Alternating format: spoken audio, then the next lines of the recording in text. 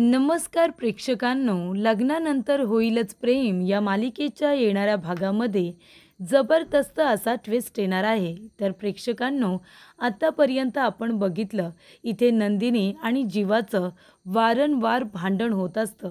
पण आता त्यांच्या भांडणातूनच त्यांचं प्रेमाचं नातं फुलताना आपण बघणार आहोत. त्या दोघांमध्ये हळूवारपणे आता प्रेमाचं नातंसुद्धा फुलणार असतं. आणि त्याचबरोबर प्रेक्षकांनो, इथे आता काव्य आणि पार्थ या दोघांमध्ये सुद्धा खूप भांडणं बघितली. पण इथे दोघं एकमेकांचा आदरसुद्धा खूप करतात, ते सुद्धा आपण बघितलं. पण इथे आता पार्थ आणि काव्या या दोघांनी माणुसकी म्हणून एकमेकांची मनं खूप जपलेली आपण बघितलीत. पण आता इथे रूम पार्टनर्स म्हणून दोघे जण आता एका रूममध्ये राहून बेड शेअर करत नव्हते.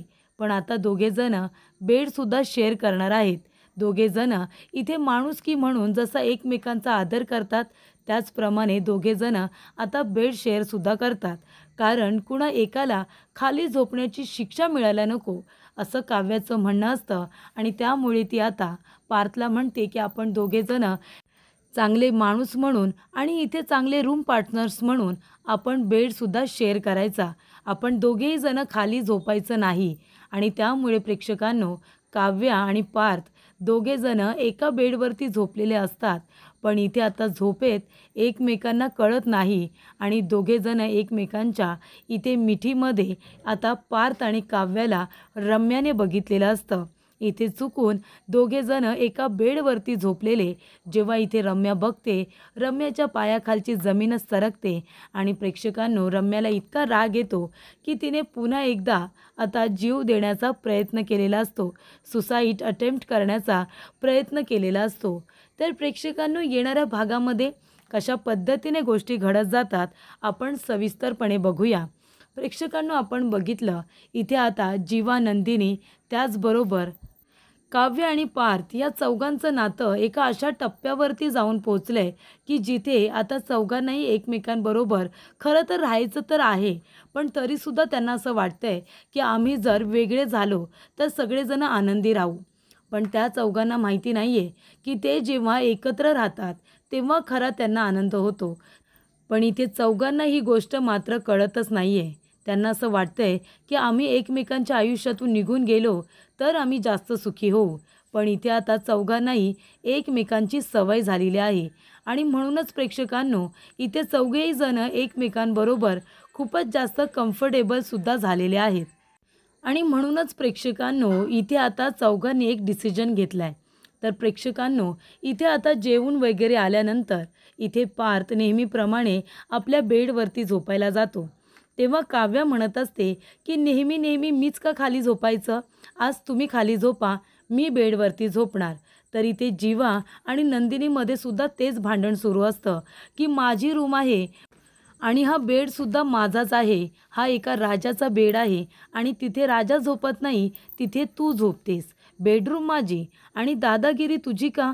आता तू सुद्धा खाली झोपायचं, मी बेडवरती झोपणार. तेव्हा नंदिनी म्हणते का? असं का? बेडरूम तुमची असली म्हणून काय झालं? मला खाली झोपायची सवय नाही आहे, मी बेडवरतीच झोपणार. नाहीतर मी एक काम करते, मी बाहेर जाऊन सोफ्यावरती झोपते. तेव्हा जीवा म्हणतो, काय बाहेर जाऊन सोफ्यावरती झोपते? आई बाबा डिनरसाठी बाहेर गेलेत माहिती आहे ना? आणि जर तुला सोफ्यावरती झोपलेलं कोणी बघितलं तर आईला किती त्रास होईल तुला कळतंय का? बाहेरच्या लोकांनी डिवोर्स घेतला तर तिला इतका त्रास होतो. घरातले जर दोघे जण डिवोर्स घेत आहेत ही गोष्ट तिला कळली ना तर ती वेडी होईल, कळतंय का तुला? अख्खं घर डोक्यावरती घेईल. त्यामुळे बाहेर झोपायला जाऊ नकोस, तू सुद्धा इथेच झोप. तेव्हा इथे नंदिनी म्हणत असते, मग तुम्हीच म्हणताय ना की ही बेडरूम तुमची आहे म्हणून, मग तुम्हाला झोपायचं असेल तर तुम्ही झोपा, मी जाऊन बाहेर सोफ्यावरती झोपते. खाली जर झोपले ना तर मला इथे उसण भरेल, मला खाली झोपायची सवय नाही आहे. तेव्हा इथे जीवा म्हणतो की आपण ह्याच्यातून काहीतरी मार्ग काढूया. तेव्हा इथे आता काव्या पार्थला म्हणत असते की पार्थ, नेहमी मी खाली झोपते ना, आज तुम्ही खाली झोपा. तेव्हा पार्थ म्हणतो, अजिबात नाही, मी तुमचं हे ऐकून घेणार नाही हा, ही रूम माझी आहे आणि मला बेडवरती झोपायची सवय आहे. तेव्हा काव्या म्हणते, मग मला सुद्धा बेडवरती झोपायची सवय आहे, पण इथे आल्यापासून मी खाली झोपते ना. खाली झोपून झोपून माझ्या पाठणीला उसण भरली. माझी पाठ खूप दुखते. एकतर पावसाळ्याचे दिवस आहेत. लादी किती थंड असते तुम्हाला माहिती आहे का? आता मी नाही झोपणार खाली. मी आजारी पडायला लागले त्याच्यामुळे. तेव्हा इथे आता पार्थ म्हणत असतो, "मग मी काय करू? पण मी वरतीच झोपणार. मी खाली झोपणार नाहीये. खाली झोपून जर माझी पाठ दुखायला लागली तर?" तेव्हा काव्या म्हणते, "मग आपण काहीतरी मार्ग काढूया." तेव्हा इथे आता नंदिनी म्हणत असते, "आणि तसंही आपण दोघेजण या रूममध्ये नवरा बायको म्हणून राहतच नाही. कारण तसं आपलं नातंच नाही आहे ना." तेव्हा जीवा म्हणतो, "ठीक आहे, तुला असं वाटतं की आपल्यामध्ये नातं नाही आहे, पण लोकांसाठी अजूनही आपण नवरा बायकोच आहोत. तेव्हा आपण एक काम करू शकतो. हे बघ, तू सुद्धा खाली झोपू नकोस, मी पण खाली झोपणार नाही, कारण मला सुद्धा खाली झोपून झोपून आता कंटाळा आला आहे. आणि आपण बाहेरसुद्धा जाऊन झोपू शकत नाही, कारण जर आई-बाबांना कळलं तर खूप मोठा प्रॉब्लेम होईल. तेव्हा आपण एक काम करूया ना, आपण दोघेजणं रूम पार्टनर्स आहोत, त्याच्यामुळे आपण दोघेजणं एक बेड शेअर करूच शकतो." तेव्हा इथे नंदिनी म्हणते, "नाही, नाही, मला हे नाही चालणार." तेव्हा इथे जीवा म्हणतो, "का नंदिनी, तुझा माझ्यावरती विश्वास नाही आहे का? अगं चांगले माणूस म्हणून आपण इथे एकत्र एका रूममध्ये राहू शकतो. मग आपण एक बेड का शेअर करू शकत नाही?" तेव्हा इथे जीवा म्हणतो, "तुला जर इथे कम्फर्टेबल वाटणार नसेल ना, तर मी एक काम करतो ना." तेव्हा इथे आता जीवा एक मोठी ब्लँकेट घेतो आणि मध्ये अशी लावतो. मध्ये एक लाईन तयार करतो. जीवा म्हणतो, की "त्या बाजूला तू झोप, या बाजूला मी झोपतो. माझा ना तुला त्रास होणार, तुझा ना मला त्रास होणार आणि खालीसुद्धा आपल्याला झोपावं लागणार नाही.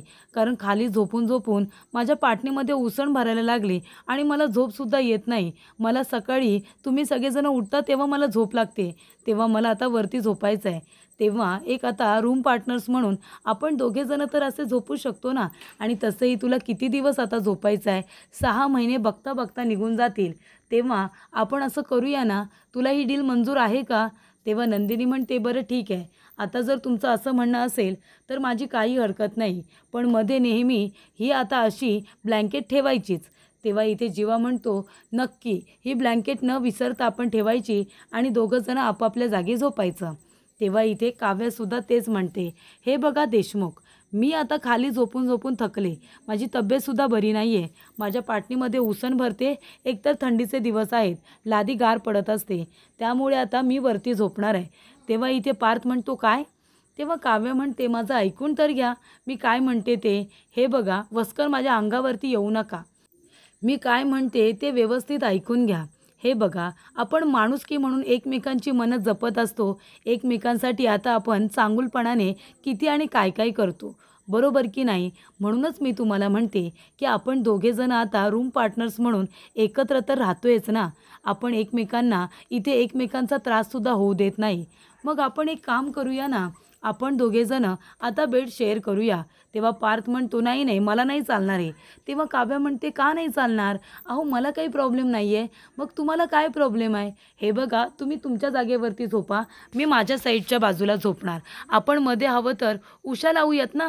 आणि एक काम करा, तुमचं तोंड त्या बाजूला राहू दे, मी माझं डोकं ह्या बाजूला करते. मग तर तुम्हाला काही प्रॉब्लेम नाही आहे ना."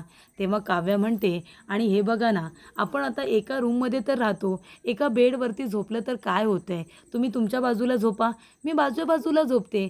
मला काही प्रॉब्लेम नाही आहे. माझा विश्वास आहे तुमच्यावरती देशमुख." तेव्हा इथे पार्थ म्हणतो, "बरं ठीक आहे." तेव्हा काव्या म्हणते, "ना तुम्हाला माझा त्रास होणार, ना मला तुमचा त्रास होणार. हो की नाही? आणि आपल्याला कुणालाही खाली झोपावं सुद्धा लागणार नाही. तुम्हाला डील मंजूर आहे का? आपण झोपूया का आता एका बेडवरती?" तेव्हा इथे पार्थ म्हणतो, "बरं ठीक आहे. तुम्हाला काही प्रॉब्लेम नाही आहे, तर मलासुद्धा काही प्रॉब्लेम नाही." असं इथे पार्थ काव्याला म्हणत असतो. तेव्हा ठरल्याप्रमाणे आता चौघांनीसुद्धा बेड शेअर केलेला असतो. त्यानंतर प्रेक्षकांनो, इथे काव्याला आता बेड मिळालेला असतो. ती शांतपणे झोपलेली असते आणि पारसुद्धा इथे तिच्याकडे बघत बघत शांतपणे झोपलेला असतो. तेव्हा इथे आता रम्या सकाळी लवकर तयार झालेली असते. ती म्हणते की अजून कसा पार तयार झाला नाही, म्हणून ती हळूवारपणे पारच्या रूमच्या बाहेर त्याला आवाज देण्यासाठी आलेली असते. तेव्हा इथे पारच्या रूमचा दरवाजा उघडा असतो. तेव्हा रम्या थोडासा दरवाजा बाजूला करते आणि बघते तर काय, इथे आता तिला माहिती असतं की दोघेजण एक बेड शेअर करत नाही, म्हणून ती आनंदात असते आणि त्याच्यामध्ये दोघेजण आता डिवोर्ससुद्धा घेणार असतात. पण जेव्हा इथे रम्या बघते, तर इथे आता पार्थ आणि काव्या दोघेजण तिला एका बेडवरती दिसतात आणि दोघांनाही आता झोपेमध्ये कळत नाही. तर इथे दोघेजण अगदी एकमेकांच्या जवळ झोपलेले असतात. त्यांना असं बघितल्यानंतर रम्याला खूपच जास्त राग येतो. तिला इतका राग येतो की ती लगेचच इथे बाहेर येते आणि चाकू हातामध्ये घेते. तिने फळं खायला घेतलेले असतात. तो चाकू तिच्या रूममध्ये असतो. ती आपल्या हाताची नसच कापून टाकते. तर इथे तिला इतका राग येतो की तिला काव्याला असं मारावंसं वाटत असतं. पण ती स्वतःला इजा करून घेते. ती आपल्या हाताची नस कापून घेते. तेव्हा प्रेक्षकांनो, इथे आता तिच्या रूममध्ये तिला भेटायला आलेली असते. ती म्हणजे वसू. वसू जेव्हा बघते तर तिच्या हातातून रक्त बाजूला पडत असतं. ती म्हणते, "अगं रम्या, हे काय केलंस तू आणि कशासाठी?" तेव्हा रम्या म्हणते, "आई, अगं आपण तर खुश आहोत की इथे पार्थ आणि काव्या डिवोर्स घेत आहेत. पण अगं मी आत्ताच त्या दोघांना बघितलं. ते दोघेजणं खाली झोपत नाही आहेत. तर इथे आता पार्थ वरती झोपत होता आणि काव्या खाली. पण दोघे आता बेडसुद्धा शेअर करायला लागलेत. आता मी काय करू आई? त्या दोघांना मी एकत्र बघितलं." तेव्हा इथे रम्या म्हणत असते की "आई, ते दोघेजण वेगळे होतील ना? मला तर वाटत नाही आहे." तेव्हा इथे आता रम्याला इतका राग आलेला असतो की तिने हाताची नस कापून टाकलेली असते. तेव्हा ती आता बेशुद्ध होत असते. तेव्हा इथे वसू जोरजोरात आवाज देऊन सगळ्यांना गोळा करते. तेव्हा सगळेजण एकत्र येतात. तेव्हा पार धावत पळत जातो आणि म्हणतो, "काय झालं आत्या?" तेव्हा इथे रम्याच्या हातातून रक्त येत असतं. तेव्हा ती म्हणते की "माझी रम्या बघा, कसला त्रास होतोय तिला." तेव्हा काव्या म्हणते, "हे सगळं तुमच्यामुळे होतंय. अहो, तिला जरा 4 चांगल्या गोष्टी सांगत जा ना. नाहीतर तिचे नेहमी कान भरत राहिलात ना, तर मग असं काहीतरी विचित्र करेल ती. कळतंय का तुला?" तेव्हा इथे वसू म्हणत असते, "चला डॉक्टरांना फोन करा, डॉक्टरकडे घ्या माझ्या मुलीला." तेव्हा विक्रम म्हणतो, "ताई, अगं वेडी आहेस का? रम्याने हाताची नस का कापली आहे? म्हणून इथे डॉक्टर पोलीस कंप्लेंट करतील. हा विषय कुठल्या कुठे निघून जाईल, कळतंय का तुला?" तेव्हा इथे आता वसू म्हणत असते, "घराच्या इज्जतीसाठी मी माझ्या मुलीचा जीव धोक्यात नाही घालणार. तू लवकर ॲम्ब्युलन्स बोलव बरं." तेव्हा विक्रम म्हणतो, "हे बघ ताई, काळजी करू नको. मी इथे पूर्ण हॉस्पिटल उभं करतो. तू थांब, मी इथे डॉक्टरांना स्वतः बोलावतो." तेव्हा इथे आता रम्याची कंडिशन डॉक्टरांना फोन करून सांगितली जाते. आणि त्यानंतर इथे डॉक्टर, नर्स, संपूर्ण जे काही आता ज्या गोष्टी तिला महत्त्वाच्या आहेत, तिचा जीव वाचवण्यासाठी त्या सगळ्या गोष्टी ॲम्ब्युलन्समध्ये टाकून घेऊन आलेल्या असतात. तर इथे विक्रम काकांनी इथे हॉस्पिटलमध्ये फोन करून रम्याची कंडिशन सांगितल्यानंतर गरजेच्या सगळ्या वस्तू घरी घेऊन आलेल्या असतात. जेणेकरून इथे आता त्यांची, देशमुखांची इज्जत जाऊ नये आणि पोलीस कंप्लेंट होऊ नये, यासाठी हे सगळं विक्रम काकांनी केलेलं असतं. इथे आता डॉक्टरांना घरीच बोलवलेलं असतं. त्यानंतर तिच्या हाताला व्यवस्थित इथे पट्टी वगैरे केलेली असते. त्यानंतर तिला सलाईन लावलेलं असतं. तिच्या नाकातोंडाला ऑक्सिजन मास्क लावलेला असतो, जेणेकरून तिचा जीव वाचावा. तर इथे रम्याने हे सगळं केलेलं असतं कारण तिने काव्या आणि पार्थ यांना एका बेडवरती बघितलेलं असतं, म्हणून तिला राग इथे असह्य होतो आणि तो राग ती स्वतःवरती काढते. तर प्रेक्षकांनो, इथे आता रम्या त्या दोघांना वेगळं करण्यासाठी परिपूर्ण प्रयत्न करत असते. पण इथे काव्याने सुद्धा आपला राग बाजूला ठेवलेला असतो आणि ती पार्थ बरोबर चांगली वागत असते आणि त्याच्यामध्ये रम्याला आणि वसूला चांगला धडा देखील शिकवत असते. तर इथे आता रम्याने सुसाईड करण्याचा प्रयत्न केलेला असतो. तेव्हा काव्याला कळत नाही की रम्या इतकी विचित्र का वागते आणि ती पार्थला म्हणत असते की "देशमुख, तुम्ही चला, तुम्ही कशाला इथे थांबताय? डॉक्टर आहेत ना, रम्याला चेक करतील आणि घरामध्ये सगळेजण आहेत.